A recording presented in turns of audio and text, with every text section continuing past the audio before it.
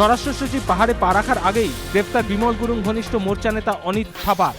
পাহাড়ের রাজনীতিতে গুরুংয়ের ডানহাত বলে পরিচিত অনিত থাপার গ্রেপ্তারির ঘটনা অত্যন্ত গুরুত্বপূর্ণ বলে মনে করছে রাজনৈতিক মহল।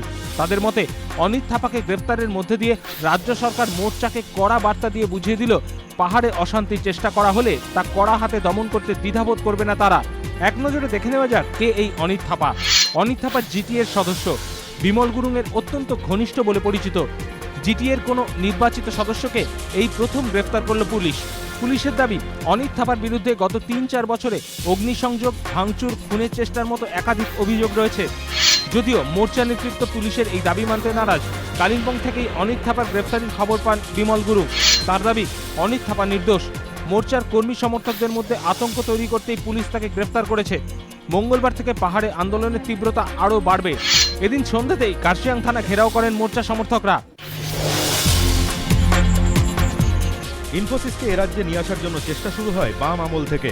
জমি নিয়ে দীর্ঘ টালবাহানার পর শেষমেশ রাজারহাটে সংস্থার জন্য 50 একর জমির ব্যবস্থা করে তৎকালীন বাম সরকার। কিন্তু জমি নিয়ে নানা জটিলতা, ন্যূনতম পরিকাঠামোর অভাব সহ একগুচ্ছ কারণে প্রকল্পের কাজ ক্রমেই পিছোতে থাকে। শেষ পর্যন্ত রাজ্যে নতুন সরকার ক্ষমতায় আসার পর তথ্য প্রযুক্তি মন্ত্রী পার্থ চট্টোপাধ্যায়ের উদ্যোগে সমস্যা মেটে দুবার ব্যাঙ্গালোর গিয়ে এনআর নারায়ণ মূর্তি এবং ইনফোসিস কর্তাদের সঙ্গে কথাও বলেন তিনি। তবে নীতিগত কারণে ইনফোসিসকে এসিজের তকমা দেওয়া রাজ্য সরকারের পক্ষে সম্ভব নয় বলে তিনি জানিয়ে দেন।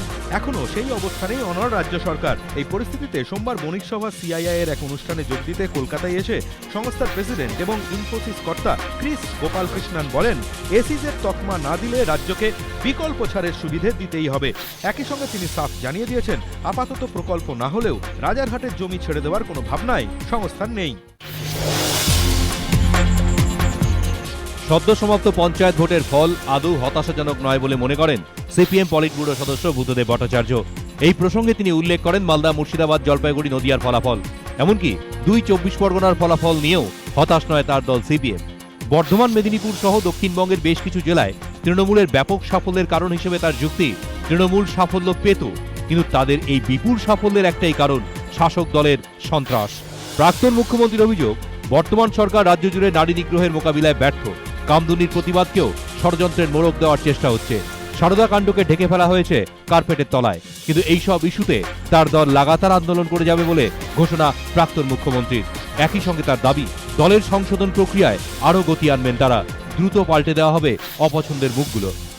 মুজাফফর আহমেদের 125তম জন্মদিন উপলক্ষে মহাজাতি সদনে সোমবার আয়োজিত এক অনুষ্ঠানে এই মন্তব্য করেন প্রাক্তন মুখ্যমন্ত্রী।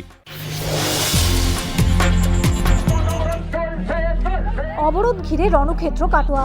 শনিবার রাতে বর্ধমানের কাটোয়ায় দুই বোনকে ধর্ষণের হাত থেকে বাঁচাতে গিয়ে খুন হন গণেশ মুর্মু নামে এক যুবক। এই ঘটনায় পুলিশি নিষ্ক্রিয়তার অভিযোগ উঠেছে।